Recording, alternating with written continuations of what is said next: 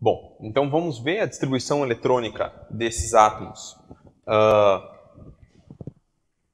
de uma maneira que possa explicar simbolicamente o que esteja acontecendo nessas reações químicas.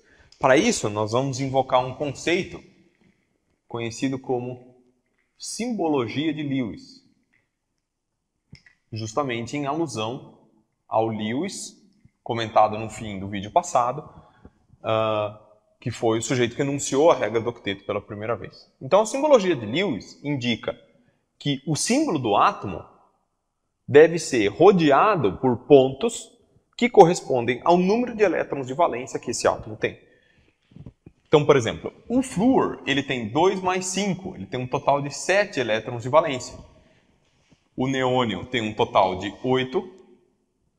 E o sódio, como a valência dele original era esse 3s1 aqui, ele só tem 1 elétron de valência. Mesma coisa aqui, cloro vai ter 7, argônio vai ter 2 mais 6, 8, e o potássio vai ter esse 1 aqui separado. Então, se a gente quiser usar os símbolos de Lewis, na verdade a gente vai rodear os símbolos dos átomos com essas quantidades de elétrons. No caso do sódio, 1, ou seja, corresponde a esse 1 aqui. No caso do flúor, 7, que corresponde a essa situação aqui. No caso do sódio aqui, 1 e aqui 8. Aqui 7, 7, 1, 8. Potássio 1, argônio 8, cloro 7, argônio 8, potássio 1, flúor 7. Então vai ser a mesma simbologia independente da reação química que está sendo considerada. Nós já vimos, na verdade, que as reações envolvendo esses gases nobres aqui, elas não acontecem. Por quê? Porque tanto o argônio quanto o neônio, eles já têm os seus 8 elétrons na camada de valência, ou seja, aqui não vai acontecer nada.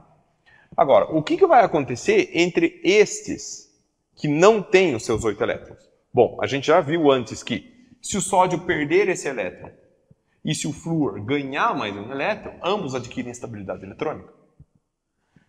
Se o potássio perder esse elétron e se o cloro ganhar mais um elétron, de novo, ambos adquirem estabilidade eletrônica, que são essas duas reações químicas aqui. Percebam que isso não significa que elas acontecem só entre estes átomos. Elas podem acontecer entre outros. Aqui nós temos potássio e flúor. O potássio quer perder um, o flúor quer ganhar. Então a reação também vai acontecer entre eles. E a gente pode descrever a reação química da seguinte maneira. A gente pode imaginar que um elétron está sendo transferido do átomo de sódio para o átomo de flúor. Mesma coisa aqui, um elétron está sendo transferido do átomo de potássio para o átomo de cloro. E aqui, um elétron está sendo transferido do átomo de potássio para o átomo de flúor. Percebam que eu estou usando uma seta que tem apenas uma farpa, porque isso aqui representa um elétron. Se eu estivesse representando com duas farpas, isso aqui representaria 2 elétrons. Tem como eu representar uma seta única para 3 elétrons?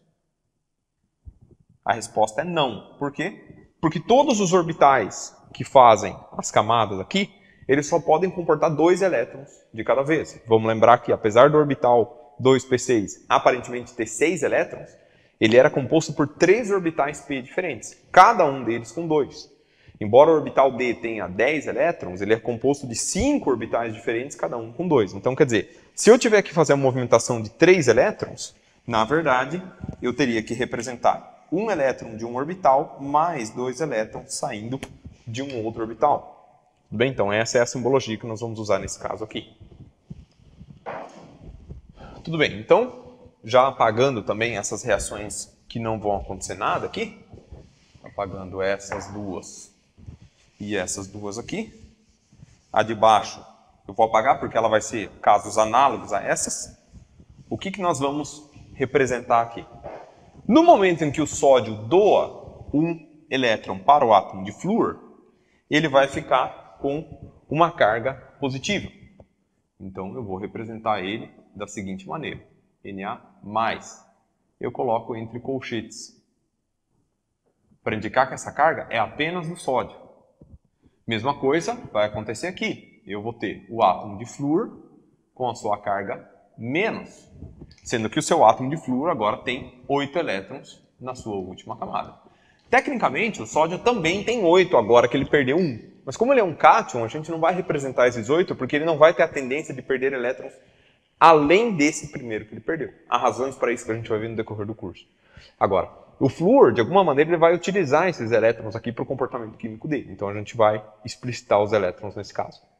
Percebam uma coisa. A gente poderia comparar esta reação aqui com esta reação aqui. Neônio mais neônio. Então percebam.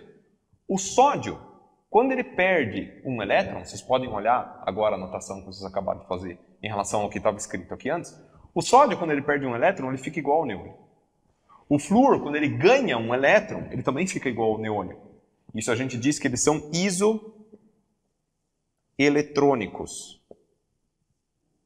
Isoeletrônico significa iso, a mesma eletrônico, a mesma quantidade de elétrons. Ou seja, quem são as espécies isoeletrônicas?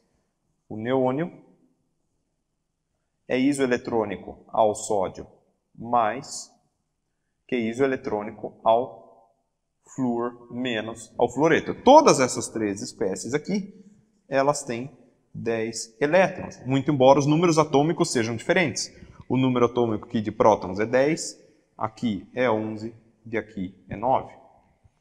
Então, quer dizer, esses dois aqui, como eles são gases nobres, eles não reagem quimicamente, certo? E a resposta é, se esses dois aqui não reagem, significa que eles permanecem na forma de átomos separados e esses átomos compõem um gás, né? Porque a interação entre eles é muito baixa. Por isso que esses elementos aqui são chamados gases nobres. Por quê? Porque eles permanecem na forma de gás, porque eles não têm a tendência de se agregar, eles não têm a tendência de um atrair o outro, eles preferem ficar separados. A questão é, o fluoreto de sódio, né? Ele é um sal. E sais, em geral, são sólidos. Vamos colocar no caso geral mesmo, todos os sais do cotidiano nosso são sais sólidos. Podem existir alguns que não são, a gente vai ver isso para frente. Mas, em geral, os sais são sólidos. Então, o que explica se esses aqui são isoeletrônicos em relação ao neônio, e se os átomos de neônio não querem interagir, o que faz com que esses dois aqui interajam? Ora, por mais que eles não tenham interação química, esse daqui está satisfeito com a estabilidade eletrônica dele. Esse aqui também está satisfeito com a estabilidade eletrônica dele. Agora, por que eles interagem e se agrupam para formar um sólido? Justamente porque eles têm carga. Então não é necessariamente uma interação química, é uma interação física do tipo força de Coulomb, ou seja, força de atração entre partículas de cargas opostas. Então, no momento em que você forma o sólido do NaF, né, do fluoreto de sódio, você vai ter aqui o sódio, ele vai estar do lado de um átomo de flúor com carga positiva, com carga negativa, do lado de outro átomo de sódio, do lado de outro átomo de flúor e assim por diante, né? Todos esses átomos aqui, eles são quimicamente independentes uns dos outros. O comportamento do sódio não é diretamente relacionado com o comportamento do flúor. O sódio mais se comporta de maneira muito parecida quando tem flúor do lado, ou quando tem cloro, ou quando tem iodo, digamos assim, quimicamente falando. Ocorre que as propriedades físicas desse material vão ser diferentes em função dos tamanhos diferentes desses átomos. Isso se dá pela diferença em interação elétrica entre todos esses pares iônicos, certo? Então esse NaF aqui é o que a gente chama de um par iônico.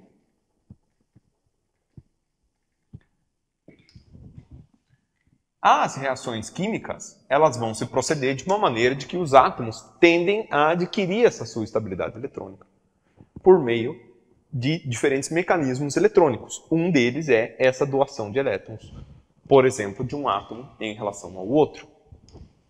Nós poderíamos ter outros exemplos de situações parecidas. Então, digamos assim, que nós tivéssemos aqui magnésio mais oxigênio. Será que essa reação aqui ela vai acontecer ou não? Como que a gente descobre isso?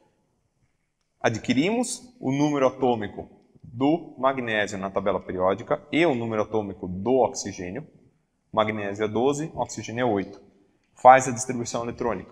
1s2, 2s2, 2p6, 3s2. No caso aqui do 8, 1s2, 2s2, 2p4. E daí a gente observa agora. Esses átomos têm os seus octetos por natureza? Ora, claro que não. Então aqui nós temos 2 elétrons na camada de valência, aqui nós temos 6 elétrons, 2 mais 4 vai dar 6. Então aqui eu tenho 2 elétrons na camada de valência, aqui eu tenho 6 elétrons na camada de valência. Qual que é o caminho mais rápido para o magnésio chegar no octeto? Perder esses 2 ou ganhar mais 6? Logicamente perder 2. A recíproca verdadeira para o oxigênio. O que é mais fácil? Perder esses 6 e ficar igual ao hélio. Perceba que no caso do hélio não seria uma regra do octeto, seria um dueto apenas, mas continua sendo uma camada preenchida por completo, né?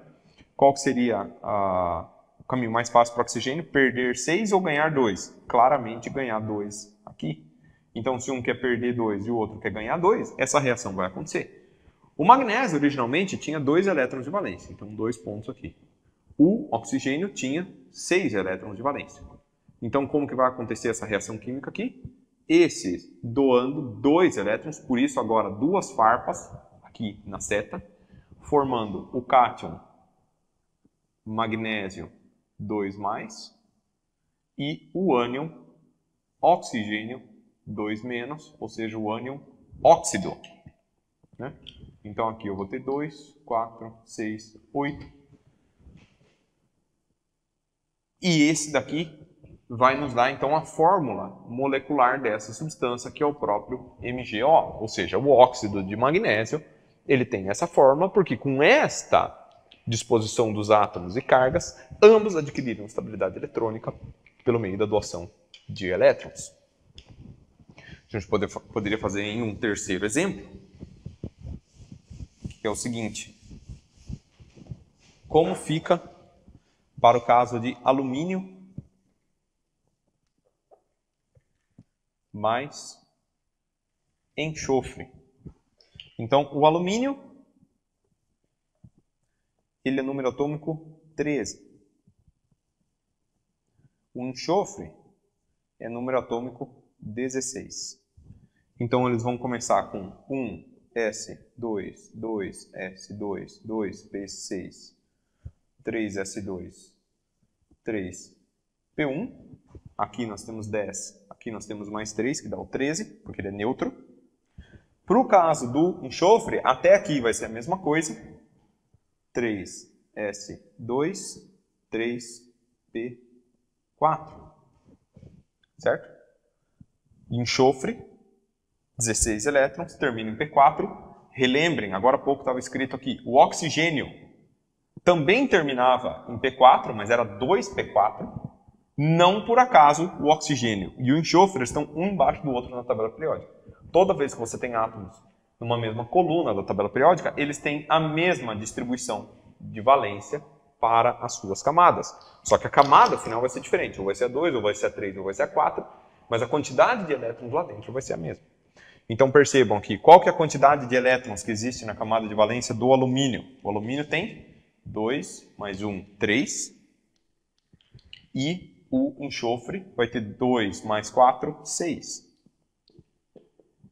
Como que vai funcionar agora para que eu faça a reação química entre esses dois elementos aqui? Eu não posso simplesmente forçar que o alumínio mande 3 elétrons para o enxofre, e o enxofre recebendo apenas 2, o alumínio não vai adquirir a sua estabilidade eletrônica. Então, na verdade, vai acontecer o seguinte.